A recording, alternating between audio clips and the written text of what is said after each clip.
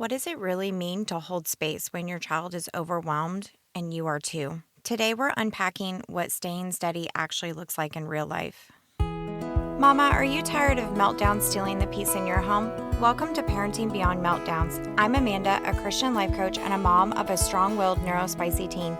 If you've tried everything from consequences, parenting books, crying out to the Father, and still feel like you're failing, you're not alone. Inside this podcast, we'll explore how faith, emotional regulation, and connection work together so that you can parent from a place of peace, even in the hardest moments. You don't have to hold it all together here. This is a safe space to lay it all down. Welcome. Before we get started, let's hear a review from Mitch W8. Amanda keeps things simple and practical. She makes it feel like I can actually use what she teaches to make some differences for me and my kiddos. Thanks for taking the time to spread the work out for all of us busy, overstretched mamas. Thank you so much, Mitch. If this podcast has blessed you, would you take 30 seconds and leave a quick review on Apple Podcasts? You can scroll to the bottom of the show page where it says ratings and reviews, tap those 5 stars, and then share a few words. Your review helps more mamas just like you find the podcast. I want to start with something a mom shared with me recently. She said, "My daughter doesn't want me to step away. She gets upset if I say that I need a moment." And I could hear the tension in that. My son would literally follow me to whatever room I went to. We were told that if you're overwhelmed, you should step away. But what happens when stepping away makes everything worse? What happens when your child panics, when they cling, when they escalate? It can start to feel controlling, like she won't let me leave. But what if it's not control? What if it's fear? For some kids, especially strong-willed and neurodivergent kiddos, when mamas step away in the middle of a big emotion, their nervous systems can interpret that as I'm alone, I'm too much, she's leaving. And if there is anxiety or attachment sensitivity underneath, that fear can spike really fast. And here's the other side. You're human. You also have a nervous system. You also get overwhelmed, and you also need time and space so that you don't say something that you regret. So this can feel like one of those moments where there doesn't feel like a good, perfect answer. 2 nervous systems, both activated, neither wrong. So what does it actually mean to hold space in moments like that? Not in theory, but in your kitchen or your living room when everyone is loud and your heart is racing. There's a moment in Scripture that recently challenged me. It's when Jesus is in the Garden of Gethsemane. And I'm going to read from Matthew 26, 36 through 46 in the ESV. Then Jesus went with them to a place called Gethsemane. He said to his disciples, "Sit here while I go over there and pray." And taking with him Peter and the 2 sons of Zebedee, he began to be sorrowful and troubled. And then he said to them, "My soul is very sorrowful, even to death. Remain here and watch with me." And going a little further, he fell on his face and prayed, saying, "Father, if it is possible, let this cup pass from me. Nevertheless, not as I will, but as you will." And he came to the disciples and found them sleeping. And he said to Peter, "So you could not watch with me 1 hour? Watch and pray that you may not enter into temptation. The spirit indeed is willing, but the flesh is weak." Again, for the 2nd time, he went away and prayed, "My Father, if this cannot pass unless I drink it, your will be done." And again, he came back and found them sleeping, for their eyes were heavy. So leaving them again, he went away and he prayed for the 3rd time, saying the same words again. And then he came to the disciples and said to them, "Sleep and take your rest later on. See, the hour is at hand, and the Son of Man is betrayed into the hands of sinners.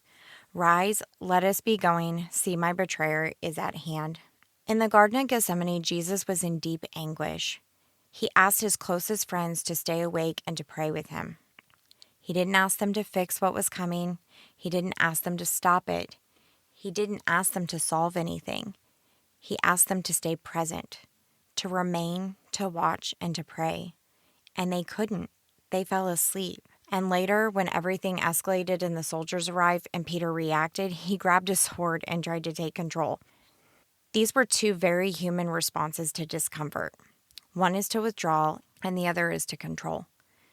And when I read that story, I didn't read it as a parenting lesson, but I did notice this thing about how it can be hard for us as humans to stay present when someone we love is hurting. Sometimes we emotionally fall asleep, we shut down, we detach because we don't know what to do. Other times we grab the sword, we fix, we intervene, we try to make the feeling stop. Both responses usually come from discomfort. It is hard to stay present in someone else's pain. And mama, that's exactly what happens in our own homes. When your child is dysregulated, it can feel unbearable to just be there. We want to end it, we want to stop, we want to control it, and we want it to leave. But sometimes the invitation isn't to fix or flee. Sometimes the invitation is to simply stay. Not passive, not permissive, not emotionless, present and steady. Regulated enough that you don't become part of the storm too. And if I'm honest, in the past, and sometimes even still, I become part of the storm. There was a season with my son when I was operating completely out of fear. He felt like a runaway train that I was just trying to stop. I was trying to stop the train from going off of the tracks. And no matter what I said, no matter what I did, no matter how much I begged him to choose something different, all he saw was control. You and I both know as mamas that I was just trying to protect him, but he didn't see it that way. I thought I was helping. I thought I was protecting. But underneath all of it was panic and fear. I was terrified of what was going to happen. And when we're panicking, we're either pulling away or we're grabbing for the sword. That day, my sword of choice was just that I begged him through tears, pouring down my face, not to do something that couldn't be undone, that I could not fix. Did you notice that? I thought that I had to rescue him. I thought that it was my job to fix all of the mistakes that he was making. And looking back now, I wish that I could have just noticed what was happening inside of him. Why did he feel like he had to make the choices he was making? I know now mostly he experienced my parenting from fear as controlling him. I've learned so much since then, and I've slowly and imperfectly learned how to stay present, showing up steadier than before, knowing that it is not my job to rescue him and to fix his problems. He is allowed to make bad decisions and to experience hard consequences from those decisions. And I still get to choose how I show up to that.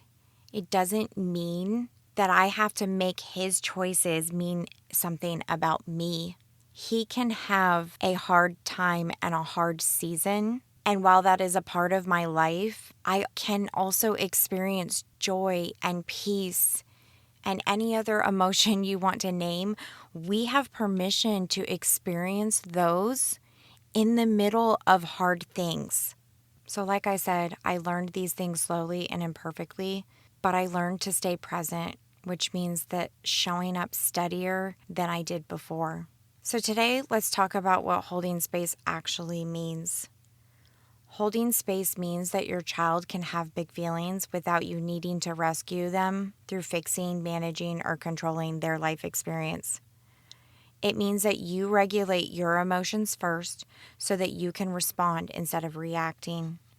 It does not mean that you agree with their behavior or their perspective or their choices. It does not mean that you ignore it. It does not mean that you never set boundaries. It means that you steady yourself enough that you don't have to escape the moment. This is how we support our nervous system. And here's why it matters. When your child is dysregulated, their thinking brain isn't fully accessible. They're operating from emotion, not logic. They cannot reason their way out of the moment, and they need to borrow your steadiness. They need you to be their anchor in the storm. If you escalate, their nervous system escalates. If you disappear in frustration, their fear increases. But if you stay steady, even imperfectly steady, their body begins to settle. You may not see it right away, but over time, as their nervous system begins to trust that the anchor will hold, it starts to co-regulate with yours. And this matters for you too. Every time you choose steadiness over panic, you strengthen the pathway in your own nervous system. You teach your body that this is uncomfortable, but I can stay. And here's where this really begins. Before you can stay steady for your child, you have to notice what's happening inside you. Because when your child is melting down, it's not just their emotion that feels big. It's the thoughts that show up in you. Thoughts like, if I don't fix this, it's going to spiral. This shouldn't be happening right now. What if I'm messing them up? I can't handle this anymore. Good moms don't struggle like this. I've had those kinds of thoughts. And when those thoughts hit, they create urgency, they create fear, and they create shame. And when we feel that surge in our own body, we want relief now, in that moment. So that can look like us detaching completely from the situation or trying to take control because we want to feel powerful. Holding space begins with noticing, not fixing the thought, not arguing with it, just noticing it. Because once you notice it, you can create just a tiny bit of space between you and your reaction. And in that space, that is where steadiness grows. This is the long game, Mama. It's not about never getting dysregulated, but becoming regulated more often than you are dysregulated. Now, when holding space for your kiddo, there are 3 situations you might find yourself in. The first one, when staying is the regulating move. So sometimes your child doesn't need distance, they need presence. If stepping away makes their fear spike, staying might actually be what helps. But staying doesn't mean arguing or lecturing, it means softening. It means setting down, possibly getting lower than them because standing over them, their brain sees that as a threat. It might be near them, it might be across the room. When they're little, I would say it's probably drawing near, but obviously they will communicate that with you. When they're older, preteen, teen, it might look like across the room. And you know what your kid needs best. Lowering your voice, slowing your breath, saying less. You might say, I'm right here and I love you. Not fixing, not managing, just steady. Your steadiness becomes something that they can borrow. Number 2, when you need to walk away briefly. There will be moments when you feel like you've hit your limit. Your thoughts are racing, your tone is sharpening, and you're about to react. In that moment, walking away briefly can be the most loving move. But how you walk away matters. Instead of, I can't deal with this, try, I'm going to step away in the hallway for a couple minutes so I can reset my heart. I'm coming right back. You're not abandoning, you're regulating. You are modeling that when emotions are big, we take care of our bodies. It might look like a splash of cold water or holding 2 frozen cuties, 1 in each hand, and letting them thaw. The temperature change resets your nervous system.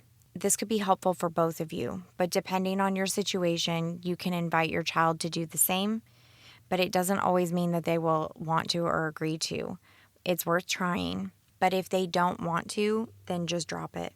The thing about dysregulation is that it doesn't want to choose regulation in the moment.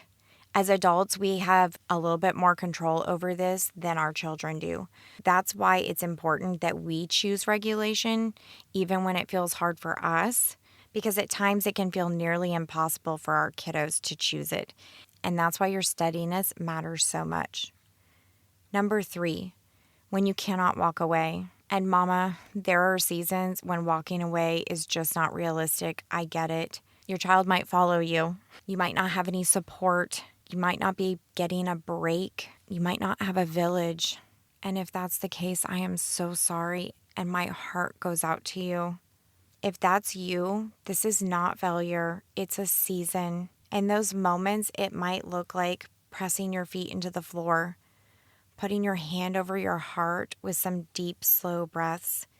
It might be naming 3 things that you see, that you can touch, or that you can hear. You can model this out loud or just do it silently. 1 long exhale, dropping your shoulders, pausing before responding, softening your tone. And most of all, I want you to remember that even if you feel like you are alone because there's not another adult there, I want you to remember that you are not alone. Your Heavenly Father is right there with you. So whisper a prayer to Him, call out for help. Again, you don't have to do this out loud. You don't have to leave the room to become steadier. Sometimes the work is learning how to steady yourself inside the room. And if I'm being honest, I think this is probably where the deepest work is found, in the middle of the chaos. Finding that breath, finding that peace in the moment in the Father's arms. I also want to say that you will probably have moments where none of these options feel available to you. You stay and it escalates. You walk away and they panic. You try to regulate and you still snap. I want you to know that it doesn't mean that you've failed. It means that you're human. This is not about getting it right every time.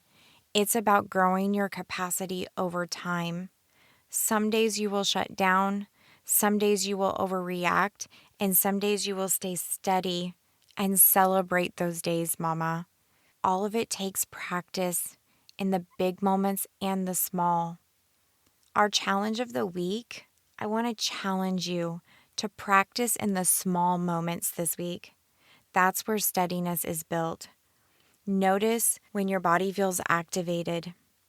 Notice the urge to fix, the urge to flee. And before you act, take one slow breath. Or maybe breathe in for 4 counts and then out for 6 or 8. Whatever will serve you best in that moment.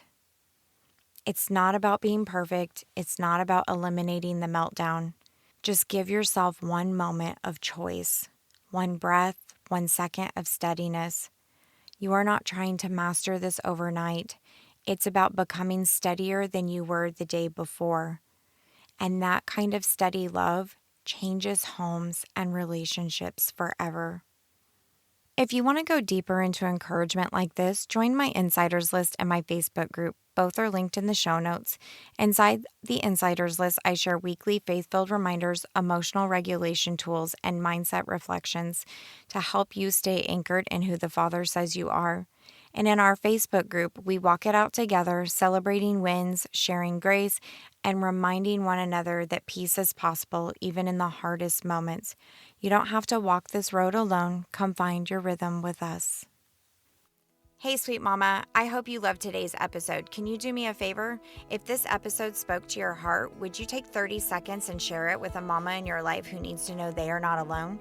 Also, would you leave a quick review on Apple Podcasts for me? It blesses my heart to know that this show is giving you hope in hard moments. All right, I'm off to grab some protein because love and grace flows easier when you're not just running on fumes and coffee.